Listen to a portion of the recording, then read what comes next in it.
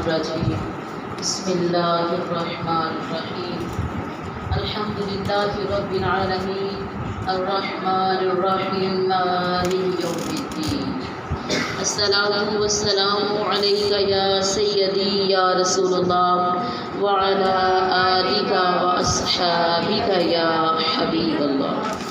سب کو السلام علیکم ورحمۃ اللہ وبرکاتہ۔ وعلیکم السلام ورحمۃ اللہ وبرکاتہ۔ آج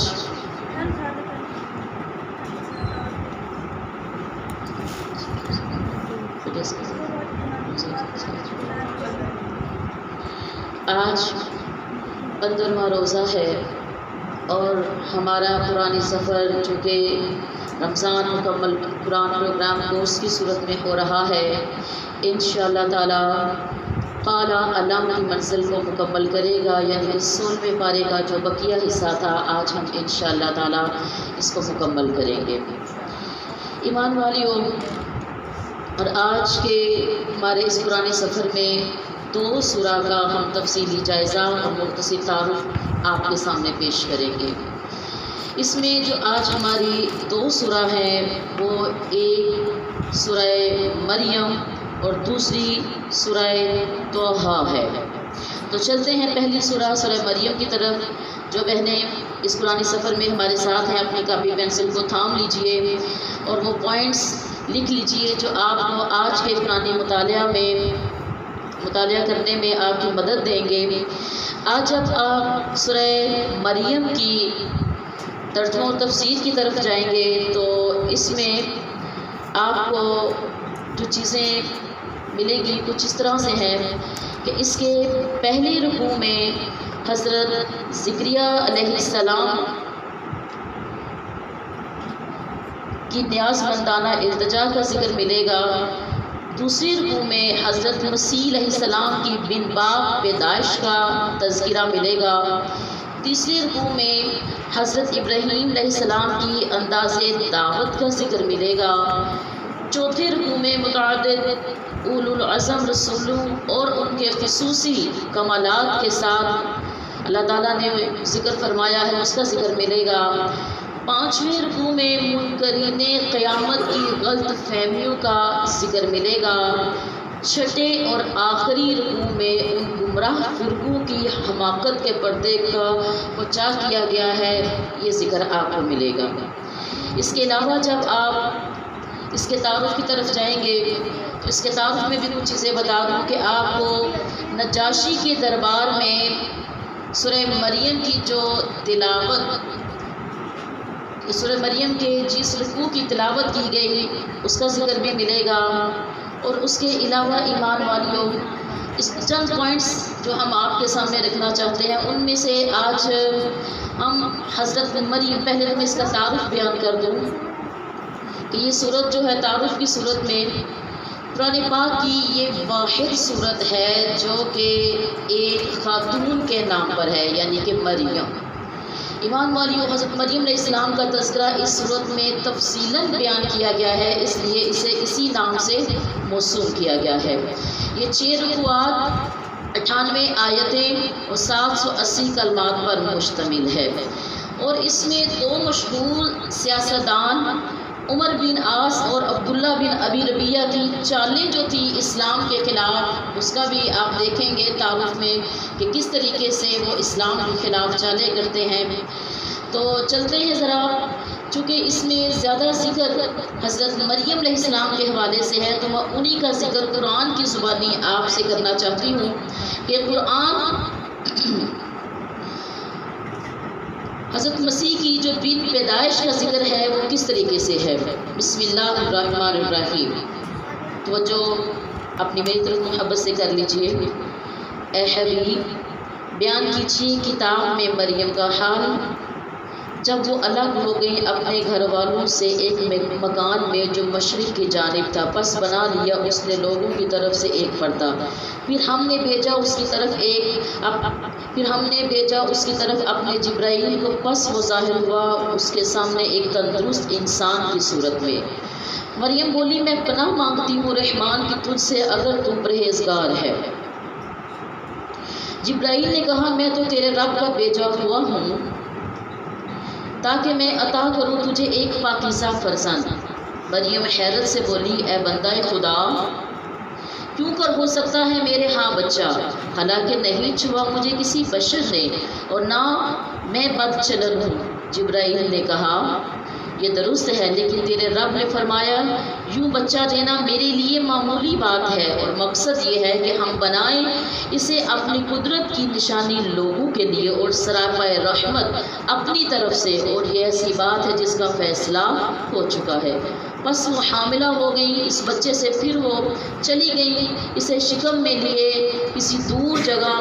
پس لے آیا انہیں درتے ذیل ایک کھجور کے تنے کے پاس، بصد حسرت و یاس کہنے لگی کاش میں مر گئی ہوتی اس سے پہلے اور بالکل فراموش کر دی گئی ہوتی۔ پس پکارا اسے ایک فرشتے نے اس کے نیچے سے کہ اے مریم غمزدہ نہ ہو، جاری کر دی ہے تیرے رب نے تیرے نیچے ایک ندی، اور ہلاؤ اپنی طرف کھجور کے تنے کو، گرنے لگیں گی تم پر پکی ہوئی کھجوریں، میٹھے میٹھے خرمے کھاؤ اور ٹھنڈا پانی پیو، اور فرزند دلبن کو دیکھ کر اپنی آنکھیں ٹھنڈی کرو۔ بس اگر تم دیکھو کسی آدمی کو تو اشارے سے اسے کہو کہ میں نے نظر مانی ہوئی ہے رحمان کے لیے خاموشی کی، روزہ کی۔ بس میں آج کسی انسان سے گفتگو نہیں کروں گی۔ اس کے بعد وہ لے آئیں بچے کو اپنی قوم کے پاس گود میں اٹھائے ہوئے۔ انہوں نے کہا اے مریم علیہ السلام، تم نے بہت ہی برا کام کیا ہے۔ اے ہارون کی بہن، نہ تیرا باپ برا آدمی تھا اور نہ تیری ماں بد چلن تھی۔ اس پر مریم نے بچے کی طرف اشارہ کیا۔ لوگ کہنے لگے ہم کیسے بات کریں اس سے جو گہوارے میں کم سن بچہ ہے۔ اچانک وہ بچہ بول پڑا کہ میں اللہ کا بندہ ہوں اور اس نے مجھے کتاب عطا کی ہے اور اس نے مجھے نبی بنایا ہے۔ سبحان اللہ۔ یہ وہ تذکرہ حضرت مریم علیہ السلام کی پاک دامنی کا جو قرآن بیان کر رہا ہے۔ ایمان والیوں، ہے تو یہ چونکہ آپ کو پتہ ہے کہ مرد و زن کے ملاپ سے آگے افزائش ہوتی ہے بچے کی، لیکن یہاں پر اللہ سبحانہ و تعالیٰ چونکہ اپنی قدرت کی نشانیوں میں سے ایک نشانی دکھانا چاہ رہا تھا کہ میں جو چاہے کر سکتا ہوں، جیسے چاہے کروں۔ یہ واقعہ جو میں نے آپ کے سامنے قرآن میں سورہ مریم میں یہ مذکور ہے، آپ جب اس کا ترجمہ پڑھیں گے تو آپ کو یہ ملے گا۔ باقی جو پوائنٹس دے دی ہیں انتہائی فصیح و بلیغ انداز میں ہمیں وہ واقعات ملیں گے جس کو پڑھ کر انشاءاللہ تعالیٰ بآسانی ہمارے علم میں اضافہ ہو جائے گا۔ اس کے بعد ہم اب چلتے ہیں اپنی دوسری سورہ جو ہے سورہ طٰہٰ۔ ایمان والیوں، سورہ طٰہٰ 8 رکوعات، 135 آیتیں، 6141 کلمات، 5242 حروف پر مشتمل ہے۔ آج ہم اس میں جن چیزوں کی طرف دیکھیں گے وہ کچھ اس طرح ہے۔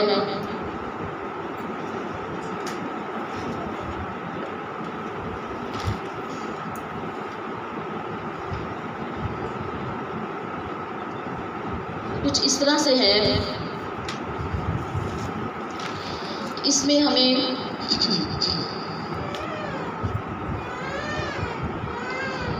حضرت موسیٰ علیہ السلام کا واقعہ تفصیل کے ساتھ بیان کیا گیا ہے، جو کہ ہم پہلے بھی اپنے لیکچرز میں اپنے سبق میں آپ کو بتا چکے ہیں کئی دفعہ۔ اور اس کے بعد واقعہ پیدائش آدم بھی اس میں ہے، کفار کا مزید مطالبے کا ذکر بھی اس میں آپ کو ملے گا، روزے قیامت کا جو انکار کرتے ہیں ان کا ذکر بھی ملے گا، اور قوموں کے زوال کا ذکر بھی ملے گا۔ حضرت موسیٰ کا کوہ طور پر اللہ کے رب سے ملاقات کا بھی ذکر ملے گا، دعائے موسیٰ کا ذکر ملے گا، سامری سے ملاقات کا ذکر ملے گا، سامری سے سوال کا ذکر ملے گا، پہاڑوں کے متعلق سوال کیا گیا اس کا ذکر بھی آپ کو سورہ طٰہٰ میں ملے گا۔ دعائے اضافہ علم یہ بھی آپ کو اس میں ملے گی۔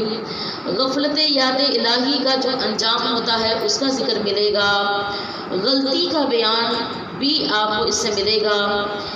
ایمان والیوں، یہ چند چیزیں تھیں جو میں نے آپ کی نظر کی۔ مزید مطالعہ کا شوق رکھنے والی بیٹیاں قرآن پاک کی ترجمہ اور تفسیر کی طرف جائیں۔ آج جن پوائنٹس پہ ہم بات کریں گے، حضرت موسیٰ۔ ایمان والیوں، کفار کی اسلام دشمنی اپنے عروج پر پہنچ چکی تھی، اور جو ان کا ایک رویہ تھا اسلام اور نبی صلی اللہ تعالیٰ علیہ وآلہ وسلم کی طرف کہ آپ کی دل آزاری اور بہتان تراشی کا وہ عروج پر جاتا جا رہا تھا۔ حضور سرور کائنات صلی اللہ علیہ وآلہ وسلم کی شبانہ روز محنت کے باوجود صرف چند روحیں ایسی تھی جنہوں نے اس دعوت کو قبول کیا۔ قوم کی ہر نرمی دیکھ کر حضور صلی اللہ علیہ وآلہ وسلم کے قلب نازک پر بڑی تکلیف ہوتی، اور کہ میں اتنی محنت کرتا ہوں اور یہ لوگ کیسے کیسے خرافات، کیسے کیسے اعتراضات کے ذریعے اسلام کے دائرہ میں داخل نہیں ہو رہے۔ وہیں پر اللہ سبحانہ و تعالیٰ نے اپنے محبوب صلی اللہ علیہ وآلہ وسلم کو حضرت موسیٰ علیہ السلام کا واقعہ تفصیلاً بیان فرما کے کہا، دیکھو کہ وہ موسیٰ جن کو ہم نے اس حالت میں جب بہت زیادہ لوگوں کی ہٹ درمی عروج پر تھی، ہم نے ان کو کہا کہ آپ، جب ہم نے ان کو ایک ٹھنڈی رات میں اپنے پاس بلایا، نبوت کے منصب سے فائز فرمایا اور انہیں حکم دیا کہ جاؤ اس شخص سے جا کے دربار میں توحید کا اعلان کرو جو بچوں کا قاتل ہے اور جس نے بنی اسرائیل پر قبضہ کیا ہوا ہے۔ تو جب اس خدایا کی دعوی کے